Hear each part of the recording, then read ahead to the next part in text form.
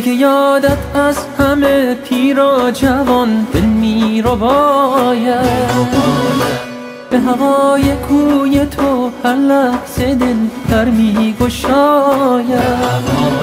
هم امید قلبی هم پناه جانی، نور مطلق زمین و آسمانی، جلوه زیبایی های بیکرانی. تو شدی دنیای من، رؤیای من، ای جان جانم. رود از چشمان من اشکم به یادت همچو باران. با تو در امانم ای امید جانم، بی تو بی پناه و بی نام و نشانم، بی تو در تاریکیم راهی ندانم.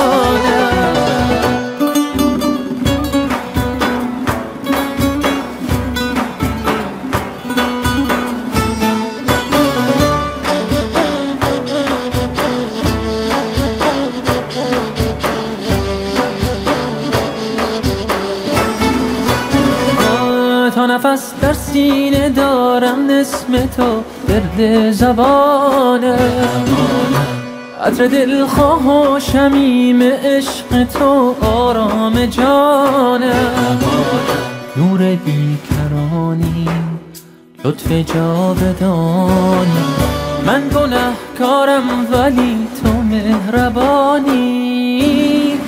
بحر قلب عاشقان نام و نشانی، بی تو ای آرام جان ای مهربان تنها ترینم. تا ابد در کوی تو عاشق ترین فرد زمینم. یاد تو توانم جز تو من ندانم، ای امید و آرزوی جاودانم، باعث آرامش روح و روانم.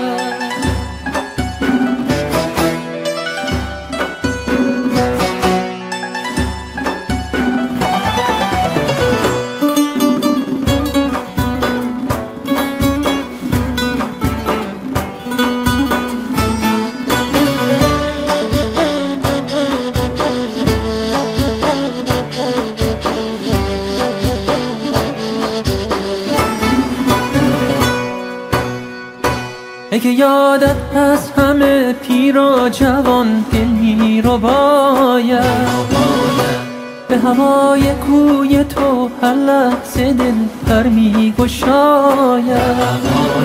هم امید قلبی هم پناه جانی، نور مطلق زمین و آسمانی، جلوه زیبایی های بیکرانی. تو شدی دنیای من، رؤیای من، ای جان جانم. رود از چشمان من اشکم به یادت همچو باران. با تو در امانم ای امید جانم، بی تو بی پناه و بی نام و نشانم، بی تو در تاریکیم راهی ندانم، بی تو در تاریکیم راهی ندانم.